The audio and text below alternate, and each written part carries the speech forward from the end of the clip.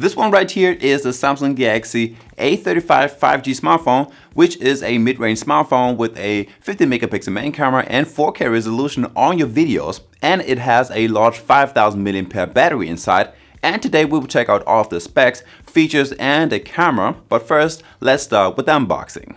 So like with most Samsung Galaxy phones these days, there isn't really much to unbox. The first thing that pops up is of course the smartphone, then you will get a SIM card remover, some paper stuff, and a USB Type-C cable. All together in a small compact box with no extra charging brick. Alright, now up to the specs and the design. So you can get this phone in a couple of different colors. Right here I have the awesome ice blue color, but you can also get it in awesome navy and awesome lilac.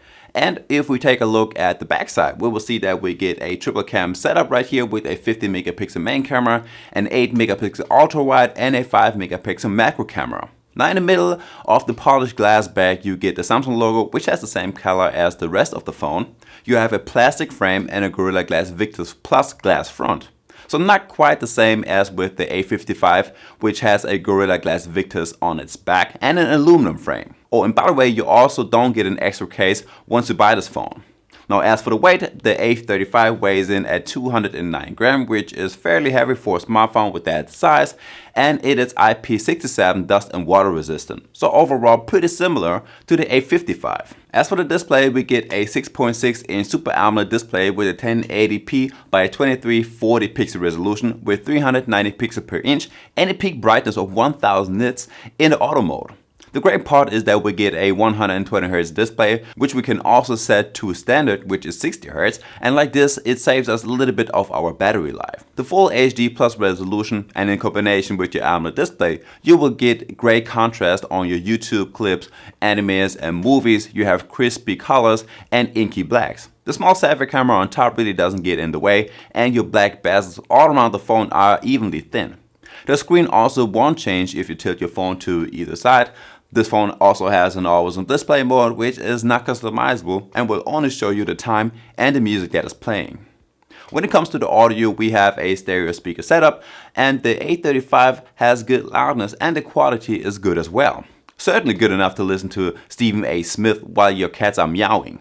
Also in your sound quality and effect settings, you will find Dolby Atmos and Dolby Atmos for gaming. The normal one has 3 presets and an auto mode, plus there is also an equalizer with the 3 presets as well that you can use, but I would just leave it as it is, but that's how it sounds like. I measure 20mm, which fits to a wrist size between 135 and 205mm.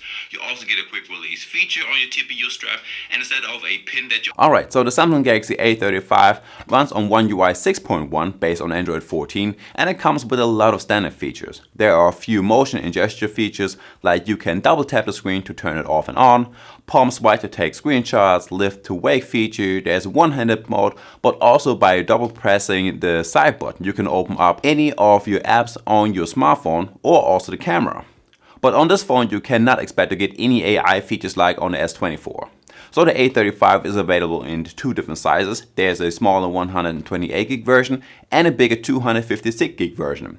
And if we take a peek into the storage settings, we see that about 14 gigs are already occupied by the system. Now on this phone we can also extend the storage via an extra SD card, but you have to keep in mind that this takes away your second SIM card slot. Like the Samsung A55, this phone also has its fingerprint sensor underneath the display instead on the side button. And in my experience it works just fine, and you have a face detection as well, and this works good as well. What I also noticed is that you don't have as many junk apps pre-installed on here and only get a lot of Samsung owned apps like the Samsung Store, Samsung Internet Browser, Samsung Health, Wearable, and a few more. Next up, the performance and the gaming. So the Galaxy A35 5G is running on the Exynos 1380, and like the 1480 of the A55, this one is doing an all-round good job.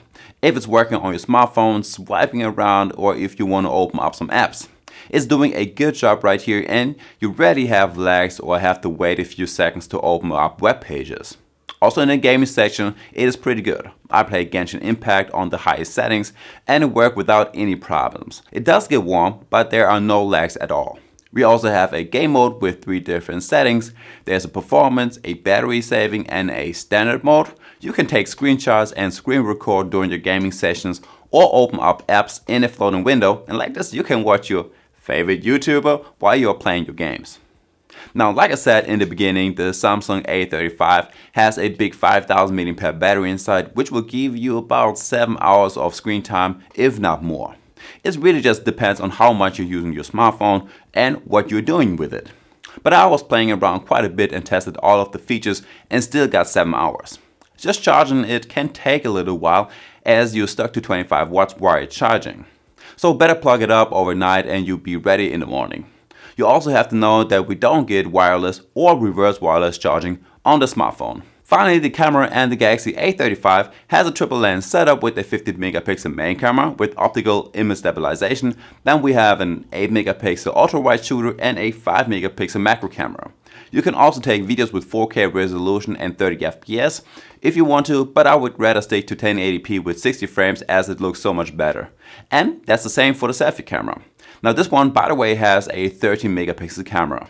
Now on this phone there are also quite a few camera modes, like you get a portrait and night mode, a pro mode for your videos and photos, hyperlapse, macro, food, slow-mo, and a few more. As for your pictures, I mean the ones that you get from your main camera are probably the best, but not as contrasty and vivid as the ones that you get from other smartphones in that price range. But even so, I would still use them if I'm on vacation or if I want to take some quick snaps during the day to share with my family and friends. The 8 megapixel ultra wide camera is alright-ish, but you lose quite a bit of your detail level and sharpness. And the 5 megapixel macro camera is more of a gimmick, and I wouldn't use this one at all.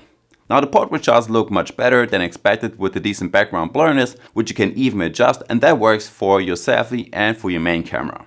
Now of course I also took a quick selfie video, and that's how it looks and sounds like. Alright, so I'm recording now with 1080p resolution and 60 FPS, since that's probably the best that you can do if you're recording with the selfie camera, what I'm doing right now. And that's how it looks like, and I think it looks pretty smooth. And guys, there we have it. That's the Samsung Galaxy A35 5G smartphone. Now if you like that video, make sure to hit the like button and subscribe to my channel for more tech reviews. And I guess with that one being said, I will see you in the next one. Peace.